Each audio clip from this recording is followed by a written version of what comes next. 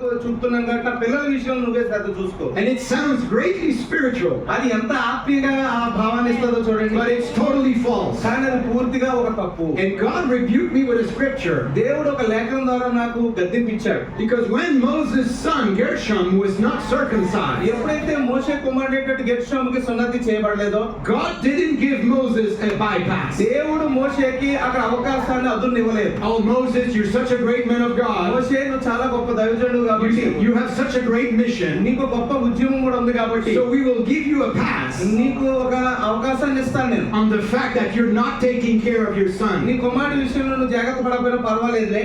No, God wanted to kill him. దేవుడు ఆయన్ని చంపడానికి మీద పడ్డాడు. The angel of God was there to slay him. దేవుడి యొక్క దూత హతమార్చడానికి అక్కడికి దిగడం జరిగింది. And praise God, he had a godly wife దేవునికి స్తోత్రాలు. అక్కడ దైవికమైన భార్యను ఆయన కలిగి ఉన్నాడు. who stood in the breach ఆమె అక్కడ ఖాళీలో నిలబడి and stepped in the scene ఆమె రంగంలోకి దిగడం జరిగింది. and had a motherhood. ఆమె తల్లి యొక్క మరి పాత్ర కింద She actually saved the life of her husband, a mighty prophet of భర్త God. ప్రాణాన్ని, బలవంతుడకు ప్రవక్త ప్రాణాన్ని, అదే విధంగా తన కుమారుడి ప్రాణాన్ని దక్కించుకుంది. And motherhood, మరి తల్లి పాత్ర అనేది which is a God-given ministry, అది దేవుడు అనుగ్రహించిన ఒక పరిచర్య.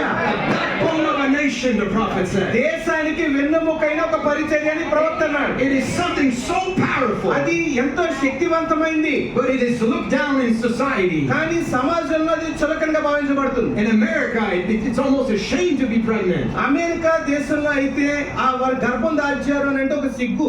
Women want to be at the workforce, వారు మరి ఉద్యోగం చేస్తూ ఉండాలి స్త్రీ. and they want the government to take care of their children. ప్రభుత్వం వారి పిల్లల విషయంలో శ్రద్ధ చూసుకుంటది. But God-given motherhood కానీ దేవుడు తల్లి అనేటువంటి ఆ కార్యాన్ని ఎందుకు ఇచ్చాడంటే, will give you a desire, ఒక కోరిక ఉంటది, a passion ఆమెకి ఒక బలమైన కోరిక ఉంటది for the spiritual health of your children, మరి పిల్లల యొక్క ఆత్మ సంబంధమైన ఆరోగ్యం విషయంలో, and the natural health of your children. అదే విధంగా పిల్లల యొక్క భౌతికపరమైన ఆరోగ్య విషయంలో కూడా. And so that's what God showed me. అదే దేవుడు నాకు చూపించిన సంగతి. And he told me, I'm asking from you, I'm asking more. నేను నీ నుంచి అదే అడుగుతున్నాను, ఇంకా ఎక్కువగా నీ నుంచి ఆశిస్తున్నాను అని దేవుడు చెప్పాడు. You have a family, నీకు కుటుంబం ఉంది, and you'll have to take care of them నువ్వు ఆ కుటుంబం విషయంలో శ్రద్ధ వహించాల్సిందే. as you're doing my work. నువ్వు నా పని ఎలా చేస్తున్నావో అంతే నిబద్ధతతో. And I was like, oh my. నేను అప్పుడు ఇలా బుర్ర కొట్టుకున్నాను, ఏంటిది అని.